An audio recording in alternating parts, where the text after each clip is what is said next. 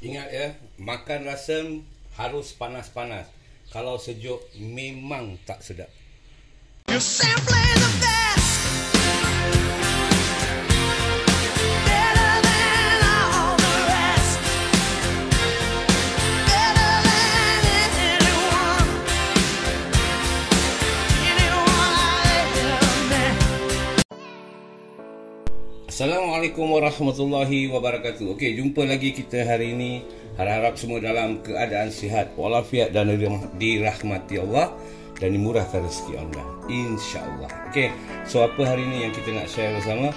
Hari ini saya nak masak yang betul-betul ringkas tetapi power kalau siapa yang sukanya. Tapi saya rasa banyak orang Melayu suka ni. Okey, so yang kita nak masak adalah rasam ataupun macam mana nak cakap dia kira rasam, nanti awak tengok, awak tahulah. Bahan-bahan dia senang saja. Ini masakan ni yang suka makan ni adalah orang India, tipikal orang India lah kan, asli India, memang suka. Dan rasam ni sebenarnya seandainya kalau awak ada demam, mungkin apa lagi badan tu kurang sihat atau rasa badan macam panas-panas, rasam is the best. Betul saya cakap, saya cuba. Okey, kat depan saya ni kalau awak tengok ada air air dalam periuk ni. Okey, so kat sini kalau awak tengok saya ada tomato yang telah dipotong 4. Tak kisahlah tomato tu kecil ke besar terpulang. Okey, so sebelum tu kita ramaskan pengatur. Okey, waktu saya pakai sarung tangan. Okey, kita ramaskan sebagainya tu. Jadi lembik, pecah, benyek pun tak apa, tak jadi masalah. Ingat kalau kita ramas pakai tangan pun boleh kan, tapi kat video nanti takut kena apa panggil, nanti dia bilang tak hygiene lah, macam-macam lah. Okey, so sebelum tu kita berhati-hatilah. Tapi kalau betul mana-mana chef masak pun pakai tangan aja kalau nak ramas tomato. Okey, so after that kita masukkan ni semua tomato, 3-4 biji yang saya telah potong dadu atau potong besar-besar, potong 4 aja lah kan. So kita ramas sampai tomato ni lembik runyai lah kira kan. Okey, lepas tu kita masukkan asam. Sekejap, sarung tangan ni saya buang dulu. Okey, bahan seterusnya asam. Tak kisah kalau awak ada asam yang biasa tu yang berbiji pun boleh. Macam saya asam ni dia dah blend lah, jadi dia dah lucat, tapi dia asam juga, dia bukan kurang asam. Okey, so kita gaul semua biar sebati. Okey, lepas tu kita masukkan sedikit daun kari, batang ketumbar ataupun dengan daun ketumbar. Kita masukkan semua, nampak ni ketumbar, koriander lah dan juga daun kari ada di belakang, nampak Okey, semua saya masukkan kat dalam.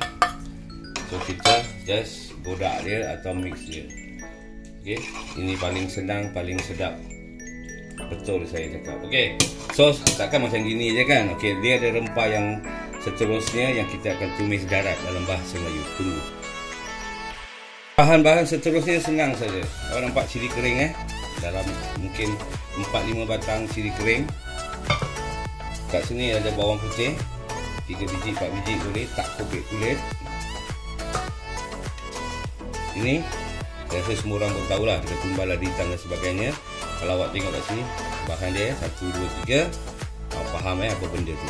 Okey, bahan-bahan tadi kita akan tumbuk, nampak ni satu lesong boleh ada bahan apa. Okey, kita akan tumbuk yang tadi saya tunjuk ni 3 bahan ni Okey, kita akan tumbuk dia. Tak payah terlampau halus, kita tumbuk kasar pun tak jadi masalah, pun boleh. So kita masukkan semua pelan-pelan, masuk aja semua, lebur je. Okey, then after that jangan taruh air, jangan taruh apa-apa tau So kita tumbuk dia sampai dia kira, kalau nak hancur sangat memang tak boleh lah kan, tapi biar kasar-kasar. Memang itu memang cara dia untuk tumbuk kasar-kasar. Ongoing tumbuk kasar-kasar. Lepas tu kita masukkan bawang putih tadi yang saya tunjuk awak, nampak 3 biji 3-4 biji pun boleh lah.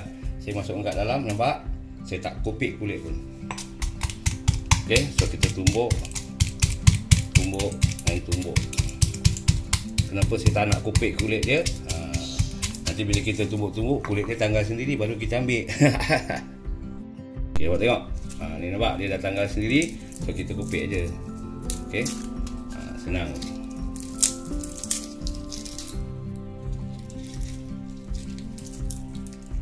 So kita dah tanggalkan dia semua ni kan. So kita continue tumbuk. tumbuk kasar-kasar je. Ni syarat aja tumbuk. Saya boleh pakai blend. Kalau awak nak pakai blender yang tumbuk apa yang kisar halus kasar-kasar pun boleh, tapi saya tak nak lah. Saya nak kira dia punya panggil apa tu, hand touch lah kan, air tangan ni kan. So saya tumbuk kasar-kasar. Okey. Okay, sekarang kita start proses masak dia. Okey, kita hidupkan api. Kalau awak tengok kat depan mata ni sekarang kan, awak dah nampak ada minyak sikit je saya taruh. Mungkin dalam sudu besar tu setengah je. Syarat sahaja untuk supaya kuali kita tu kira adalah sikit minyak. Okey. Lepas tu kita masuk, bila minyak dah panas, kita masukkan bahan-bahan yang tadi kita tumbuk kasar-kasar tu kan. Yang saya tunjukkan awak bahan-bahan tu semua. Ini jadi rupa kejadian dia kan. So kita masukkan bismillahirrahmanirrahim. So kita masukkan ni semua. Lepas tu kita masukkan cili kering tadi yang saya cakap tadi kan. 3-4 batang je. Awak potong 2 pun dah boleh. Jangan risau pasal biji dia ke apa, semua tak payah. Masukkan semua je. Okay, then after that kita stir dia ataupun kita gaulkan dia supaya okay, kalau awak tengok kat sini kan. Okay, clear atau nak dekat lagi sikit lah dekat lagi sikit pun baik. Okay, nampak bahan-bahan yang tumbuk tadi. Sekarang kita stir dia atau kita apa panggil tu, tumis-tumis dia kering lah kira kan. Kita buat ni sampai kita punya lada kering ni, nampak ni, atau cili kering kita ni kan menjadi hitam. Baru cili kering kita atau lada kering kita tu dia dah mula senang cakap garing ataupun hampir-hampir hangus lah kira kan. So kita dah boleh masuk. Okay, cili kita pun dah nampak macam lebih kurang dah hangus, dah hitam. So kita dah boleh prepare kita punya air yang tadi kita taruh tomato, air asam dan sebagainya. Okey. Lepas tu kita curah aja dia kat dalam. Bismillahirrahmanirrahim. Okey, kita curahkan semua kat dalam dengan bahan-bahan tadi. Okey, ngam-ngam ho insya-Allah. Pasal selalu saya masak pakai periuk ni, saya taruh dia mesti senang cakap ngam-ngam dengan saya punya kuali ataupun periuk dan sebagainya. So kita gaul dia dengan api yang kecil sampai dia boil. Lepas tu okey, so now kita dah boleh masukkan serbuk kunyit kita. Okey. Untuk mencantikkan warna ni memang kita taruh serbuk kunyit lah. Tak nak keluar pula je ni. Okey. Kita masukkan serbuk kunyit lebih kurang 1 sudu besar. Yang banyak sangat lah kan. Agak-agak ya sudah. Okey. Lepas tu kita gaul. Dia akan menukarkan corak warna yang menawan. Okey, saya rasa lagi sikit lah. Sekejap kadang-kadang benda ni melekat. Okey. So now kita gaulkan dia supaya dia keluar color yang sebeginilah. Yang rasam-rasam punya warna lah. Okey. So kita tunggu dia mendidih. Nanti saya bilang awak apa berupa kejadian dia. Okey, kalau kita tengok kat sini, kita punya rasam pun dah mendidih, cantik.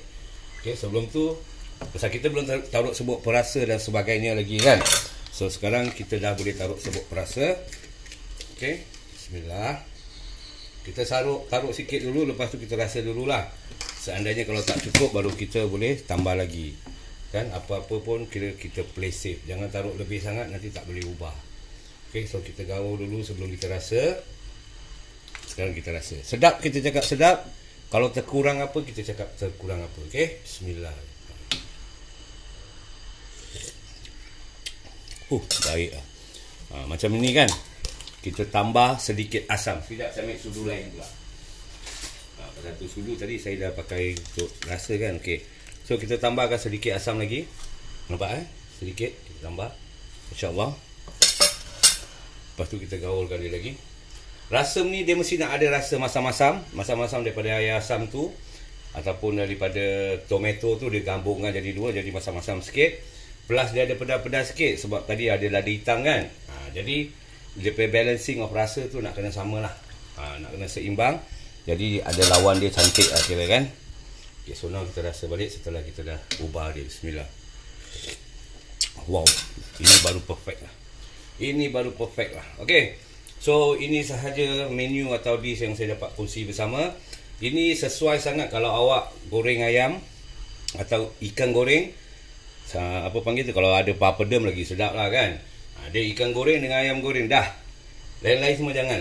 Awak masak nasi putih, Makan dengan rasam ni, ayam goreng atau ikan goreng. Foi, tak percaya cuba, sedap.